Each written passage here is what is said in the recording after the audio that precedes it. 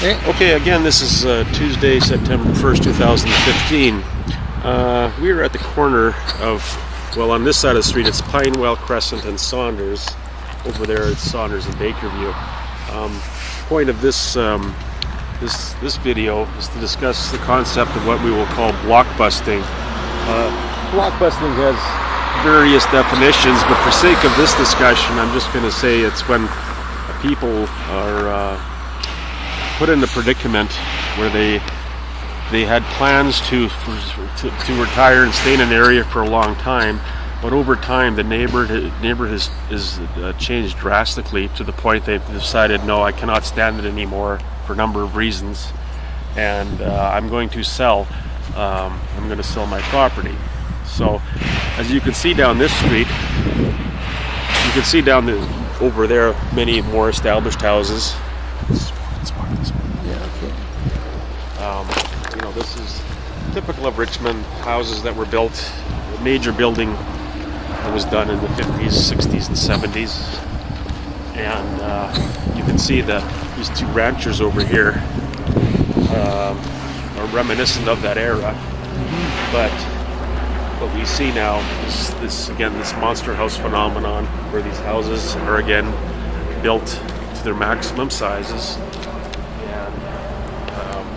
and sold to people offshore, and as you pretty much can see, there's no life inside them. There's no indication of anybody living in them. There's no cars in this house, for example, whereas over here we can see more activity, as you can see. So as we'll go back where we were before. Some more monsters here too. Yeah, well, we can just keep going, but like I say, with the concept of blockbusting. Okay.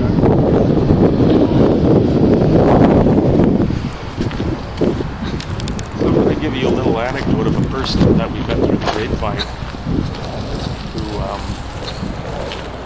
we'll call them Ms. A, and we'll tell you this tale of her woes and of a phenomenon we're seeing more and more. So we're just going to cross the street and then tell you her story.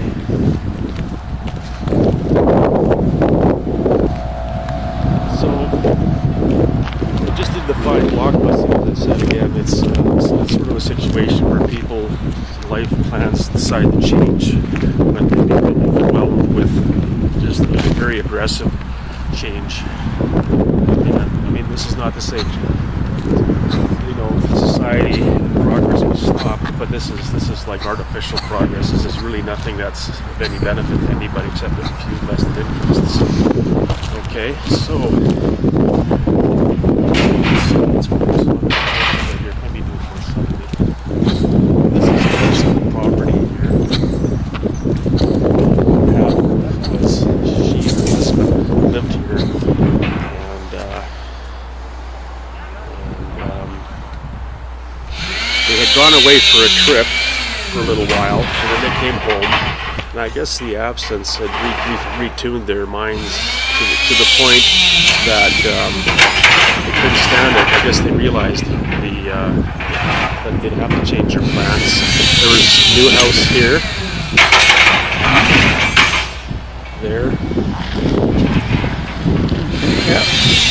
new house there, and at the time we met with her, this house was being built. So basically, she was surrounded. The neighborhood is basically just being totally changed. That little vacation has just made us decide that we will no longer be part of this neighborhood. It's really rather sad because she had a beautiful garden. She was very into much her landscaping, had every intention of being a person that wanted to be in the papers, that little old lady that wished to be in the paper and show off her garden. But obviously that dream is gone. I will also mention the shall we say, the new economy here. You will see behind us our basic new dynamics here. You'll see we have a pretty solidarity ethnic crew working behind us. This is the new farm in this area. It's people of this persuasion will be building the houses. They will be buying the properties.